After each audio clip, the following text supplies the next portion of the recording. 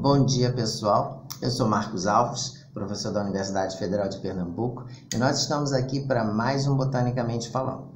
Os temas são muito diversos e hoje eu quis trazer um tema para vocês que eu acho bastante curioso e me instiga bastante, que é um pouco sobre o terreno dos sagrados, as diferentes fés que nós temos e como as plantas estão inseridas nesses, não apenas nos ritos considerados sagrados, mas também nos livros sagrados. A gente já falou em outros vídeos, como por exemplo do uso de plantas em rituais de religiões de origem matriz africana e também de matriz indígena. E hoje eu gostaria de falar, só para a gente ter uma visão ampla de como as plantas estão inseridas e fazem parte da cultura dos diferentes povos. Eu gostaria de falar um pouco das plantas em dois livros muito importantes em termos de religiões monoteístas, que é o Alcorão e a Bíblia. O Alcorão para os muçulmanos e a Bíblia para os cristãos. Na verdade, essas duas religiões elas se interligam em diversos momentos e tem várias passagens, inclusive, que retratam muitas coisas similares em termos de uso de plantas. Mas a gente tem uma infinidade de plantas que são utilizadas nesses livros sagrados para essas duas grandes religiões que nós temos no mundo. Se a gente parar para pensar em termos do que quem é religioso, especialmente, de tudo que já leu, já pensou e já falou, as plantas estão diretamente relacionadas ao aspecto religioso. Basta a gente pensar, se eu for buscar algumas evidências, a gente pode falar, por exemplo, da figueira e da maçã. A figueira, da maçã e da parreira, que é a folha da uva. Então, isso já são os exemplos que a gente já tem e a gente comumente é utilizado.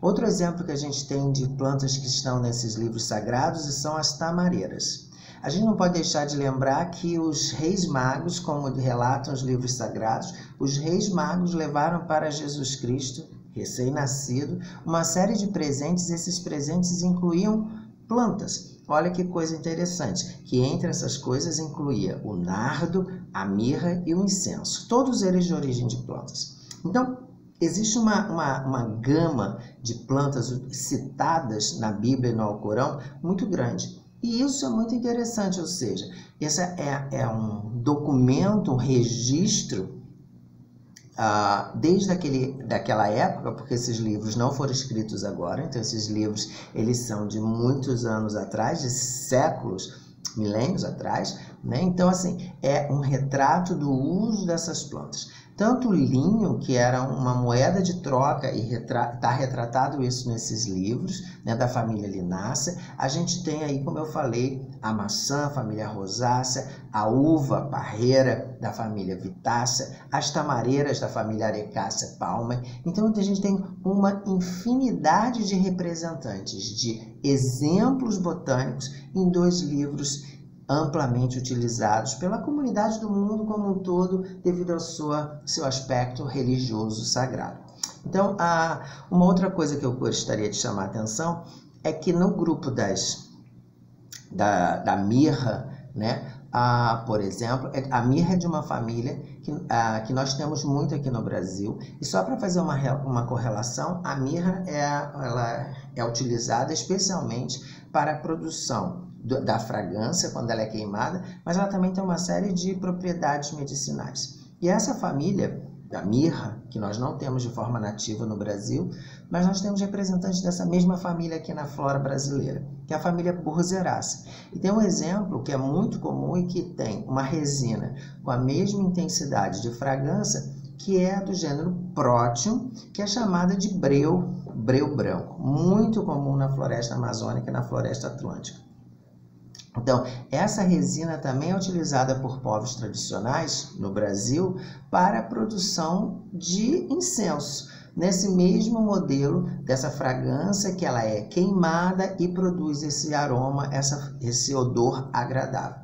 Então, assim, a gente tem diferentes exemplos na Bíblia e no Alcorão de uso de plantas não apenas para alimentação, mas com diversos significados religiosos dentro daquele contexto. gente pode trazer um outro exemplo de uma planta citada na Bíblia e a sua relação com a fé, que é o romã, né? Então, assim, a cultura, ela está muito associada a plantas. A gente não consegue dissociar. Eu trouxe aqui um exemplo da religiosidade. Falei dos três reis magos com presentes que eram grandes riquezas, mas que na verdade traziam também plantas, né? E os diferentes exemplos ao longo do processo e ao longo desses livros dos cultos religiosos, que a gente aí mostra essa relação que a gente tem de plantas. A gente pode até avançar para o ritual cristão, em que a gente tem o uso da hóstia e do vinho. Ambos têm origem vegetal porque são feitos a partir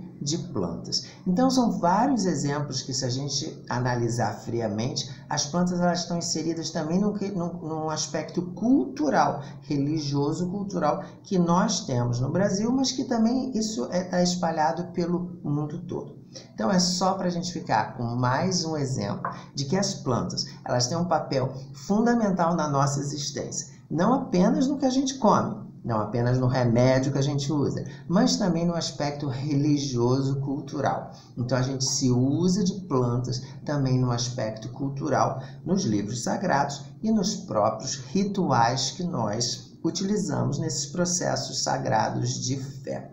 Então eu deixo aqui o meu recado para vocês, para as pessoas que fazem a leitura regular da Bíblia e do Alcorão e de outros livros sagrados, que reparem nas suas leituras, nos seus estudos religiosos, repare aí a citação de diversas plantas nesse processo, né, nessa leitura. Eu acho que isso é bem interessante, é um olhar diferente para plantas, e algumas pessoas inclusive se dedicam a estudar essas plantas em livros sagrados. Eu vou ficando por aqui, um forte abraço nesse tema hoje, que é repleto de fés e de boas energias. Fico então com vocês mais um dia, até o nosso próximo Botanicamente Falando. E claro, a gente já está nesse momento do coronavírus, então proteja-se e fique em casa o máximo que você puder. Forte abraço e até o nosso próximo vídeo.